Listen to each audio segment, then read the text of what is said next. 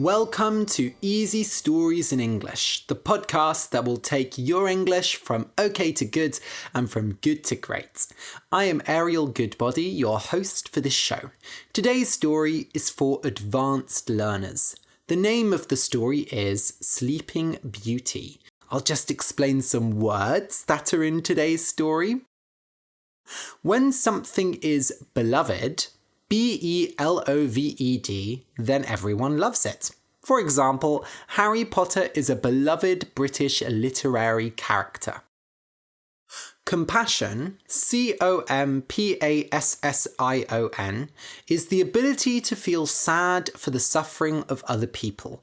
If you have a lot of compassion, you are a compassionate person, then you will get sad a lot when you hear about how other people are suffering. Compassion is an important quality in our modern world because we know so much about bad things going on around the world all the time, so it's easy to lose a sense of compassion. Dye, D-Y-E, means to change the colour of something by using chemicals. In the past, dyeing fabrics to make clothes was a complicated process. People had to find certain insects and animals to produce certain dyes. Now, we can use artificial dyes to dye fabric any colours we want. More people dye their hair these days, although some people think dyed hair looks unnatural and ugly. Well, I have purple hair at the moment, so clearly I like dyed hair. A compliment, C-O-M-P-L-I-M-E-N-T, is when you say something nice about someone else. For example, "Oh, you look nice today," or "You're really good at cooking." Some people are good at accepting compliments, and some people find it very hard to accept compliments. A gladiator, Gladiator, is a person who fights other people and animals in an arena while others watch for entertainment. In ancient Rome, watching gladiators fight was a popular sport. Nowadays, we don't really have gladiators, but we do have boxers and MMA fighters. A throne, Throne, is a big chair that kings and queens sit in. Thrones are usually at the centre of a throne room. In the TV show Game of Thrones, there is a big throne made out of swords called the Iron Throne. A cloak, C-L-O-A-K, is a long piece of clothing. It is basically a coat that covers the whole body and has a hood, a bit which goes over the head. Cloaks are not very popular nowadays, but they were very popular in the past for travelling and keeping warm. You mainly see them in fantasy stories now. A spell, S-P-E-L-L, is a piece of magic. For example, in Harry Potter, Wingardium Leviosa is a spell that makes things levitate or fly. When you are under a spell, you are being controlled by the spell, the magic of another person. However, if you are very clever, you might be able to break the spell, and then you'll be under it no more. A curse, C-U-R-S-E, is an evil spell, evil magic. When you curse something, you change something about it, and the curse must be broken to get it back to normal. For example, a witch or wizard might curse a prince so that he dies on his 18th birthday. To break the curse, the prince has to have true love's kiss. When you go to the beach, you'll see the sea crashing against rocks and the sand. When it does this, it leaves some white bubbles behind that quickly disappear. This is sea foam, S-E-A-F-O-A-M. In the original version of the fairy tale The Little Mermaid, when the mermaid cannot kiss the prince who she loves, she is turned into sea foam. So when you see sea foam, you never know. It might be a mermaid. When you drop something, it might not fully break, but it might get a crack in it. C-R-A-C-K. A crack is when something has almost broken but not quite. If you have a crack in a glass, you can't use it because the water will fall out through the crack.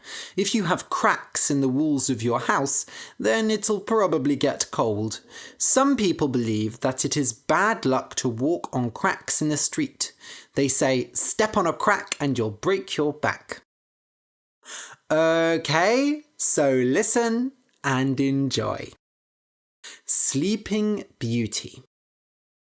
In a world far away from ours, in a time long past, there were two castles, the Blue Castle and the Red Castle.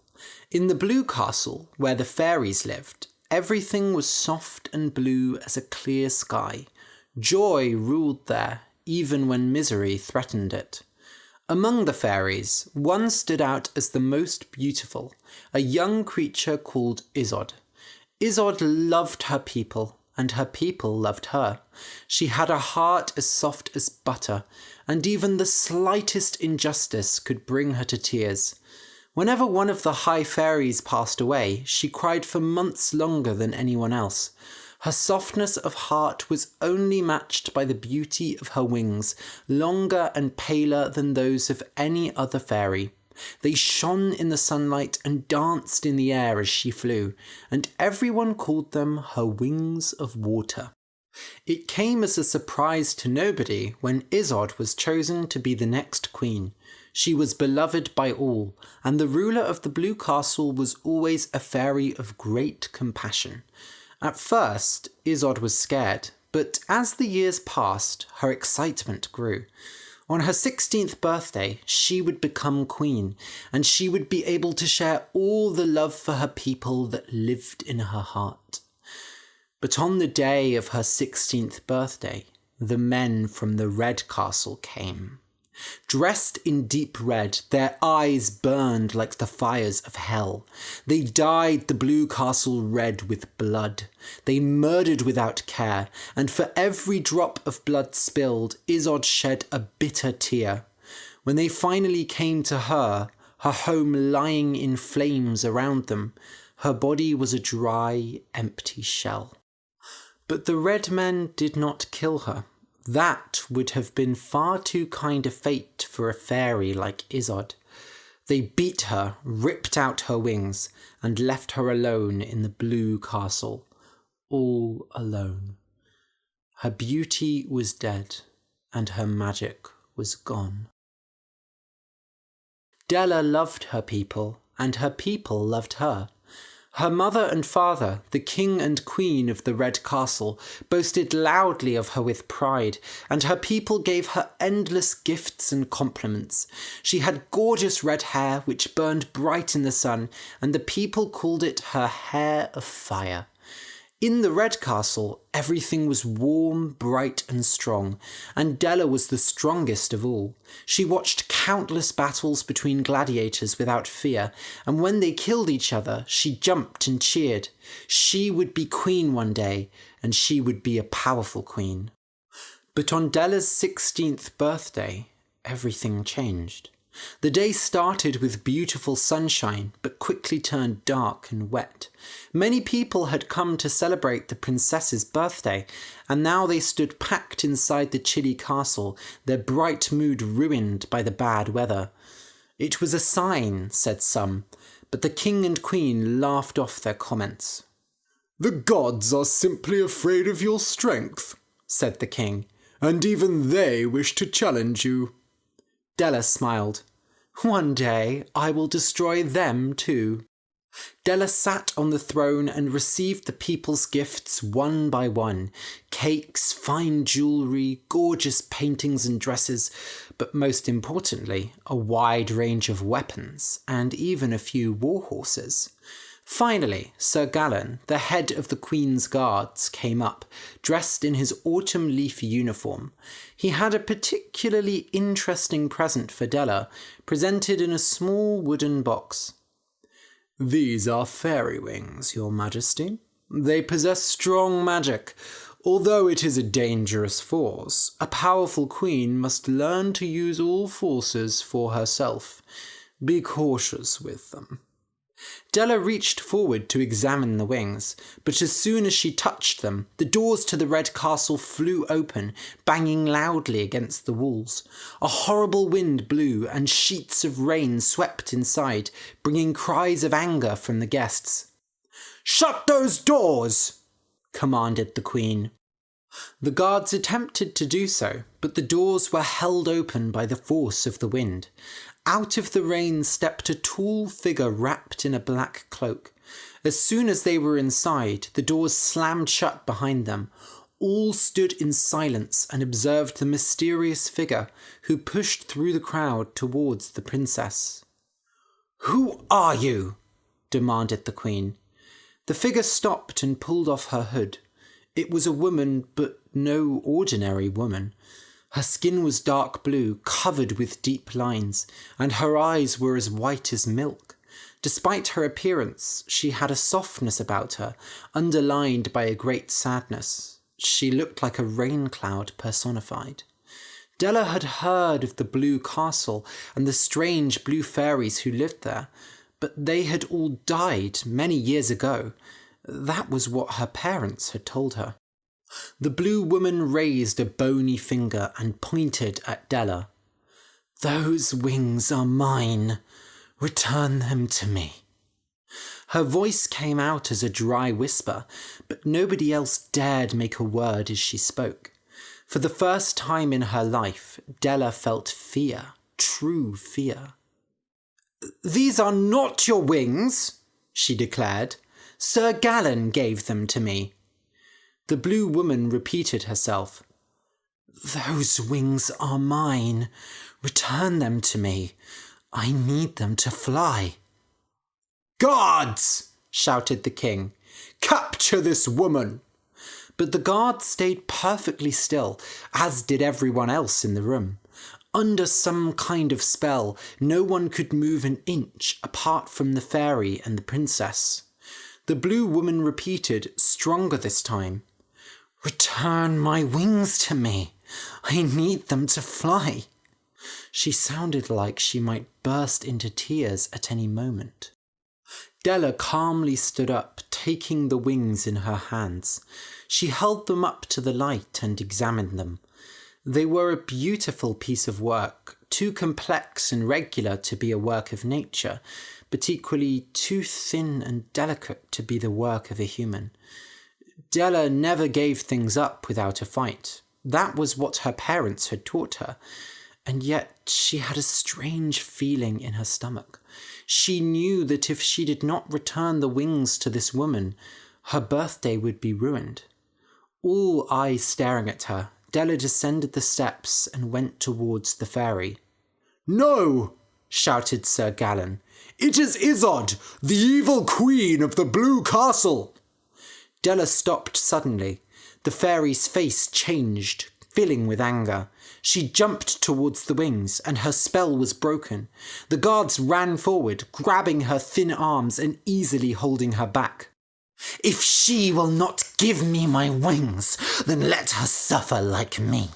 If I cannot fly, then she must sleep. Tonight, your beloved princess will fall into a deep sleep and never wake up again." And then, in an explosion of raindrops, Izod was gone. The damp cloak fell to the floor and left the guards grasping at air. The red castle fell silent, and the rain outside stopped, the sun finally returning. But none could feel its warmth. Although the people of the Red Castle dismissed magic and those who used it, they understood its power. Nobody doubted the words of the Blue Fairy, and the king and queen sought the help of the best healers and spellcasters in the land to remove their daughter's curse. But none could undo it, for it was a curse more powerful than any of them had ever seen. All they could do was take precautions. So that night, Della did not go to bed. Neither did she the night after that. For a whole week she avoided her bed as if it might burn her, and stayed awake by any means possible. Her parents found entertainers, musicians, clowns and dancers to keep her occupied every minute of the night. And yet, with each passing day, Della grew more tired, and her parents could do nothing about it. One night, while eating dinner together, her head fell onto her plate, and she fell fast asleep. The king and queen tried to wake her up. They shook her violently. They waved sweet-smelling flowers and foul-smelling drinks in front of her nose. They had the musicians play as loud as they could. They held her nose and poured buckets of water over her. But the princess did not move, and finally, exhausted and heartbroken, they carried her to bed. They sat by her every night, telling stories and brushing her hair. But eventually, their suffering grew too much, and even they left her. Della lay alone in her room. She was a sleeping beauty, and nothing more. Isolde too slept. Without her wings, her magic was weakened, and the only way she could keep Della in her sleep was to link it to her own. In their dreams, the two girls met.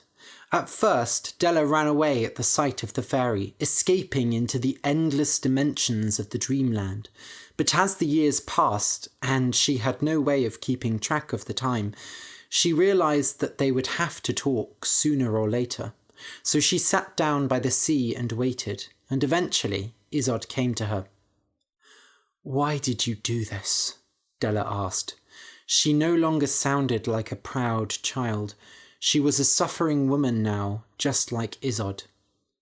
"I had nothing left." Della shook her head. "But what did you gain from this?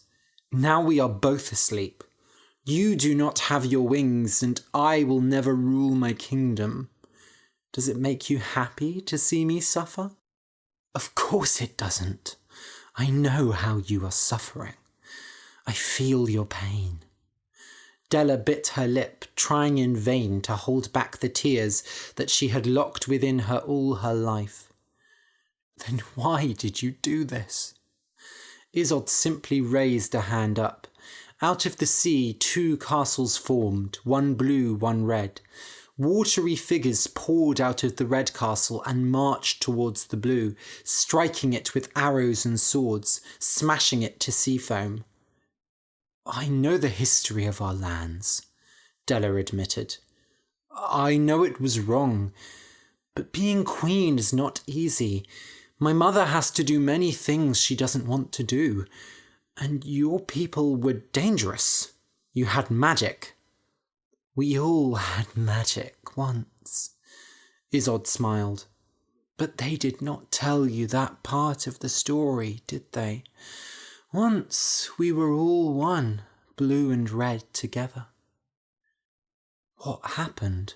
whispered Della. "We broke ourselves up and killed our other half, split ourselves in two." Della shook her head. "Why?" "For the same reason that my people feared yours and your people hated mine. Unity never lasts. It is nature's way to split and divide. Animals kill each other, the sea tears apart the land, and queens conquer." "Then why fight?" Della knew she was being selfish, but why couldn't the fairy leave her kingdom alone?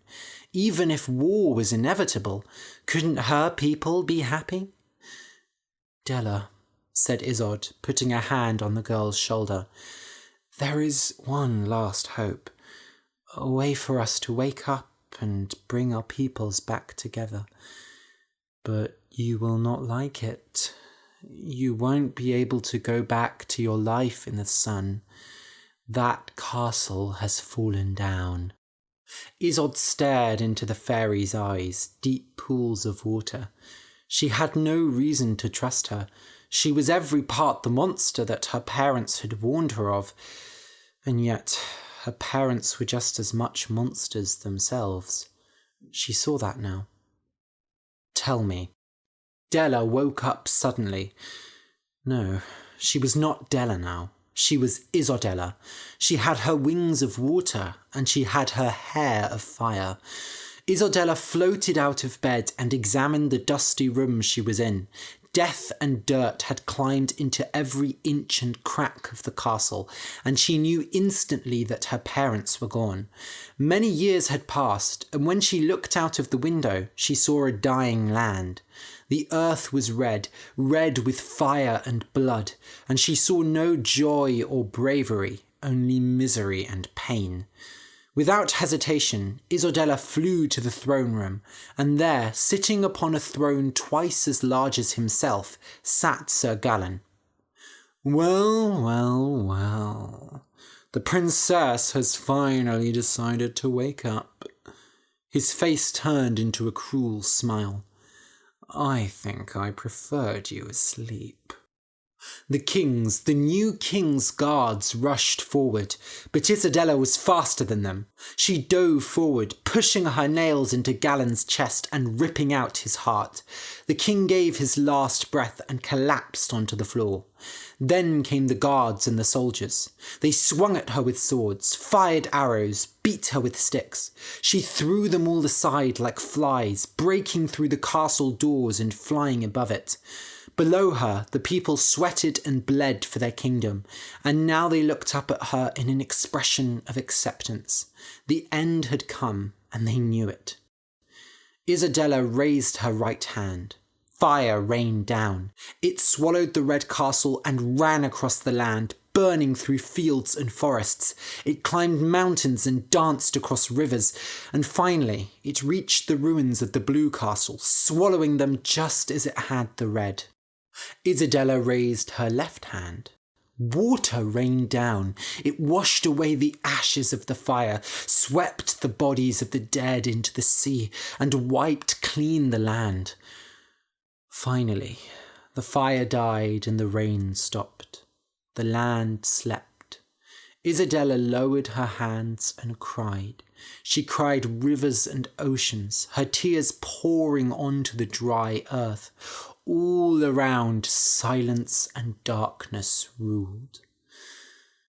And then, where her tears had fallen, something arose out of the dark, something this land had not seen for a very long time. Green. The end.